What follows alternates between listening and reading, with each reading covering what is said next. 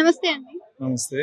ఆంధ్రలో రాజధాని పనులు త్వరగా ముగియడానికి వస్తున్నాయి. మరి బిల్లు కూడా పాస్ అవ్వడం జరిగింది. అమరావతి రాజధాని అయితే ఎలా ఉంటుందంట? అమరావతి రాజధాని అయితే సస్యశ్యామలంగా ఉంటుంది.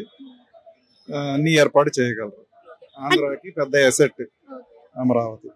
గతంలో చూసుకున్నట్టయితే 3 రాజధానులు అన్నారు. ఒక్కొక్క ప్లేస్ కి ఒక్కొక్కటి దగ్గరగా ఉంటుంది అని కూడా చెప్పారు.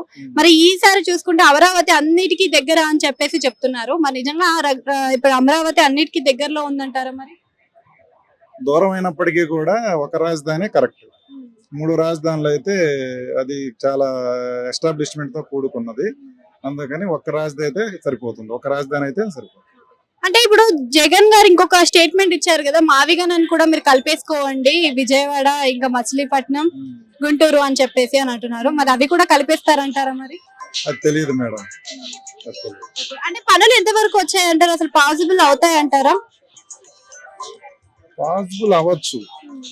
ఎందుకంటే వాళ్ళది చేయాలనే సంకల్పంతోనే ఉన్నారు ఇప్పుడు ప్రస్తుత గవర్నమెంట్.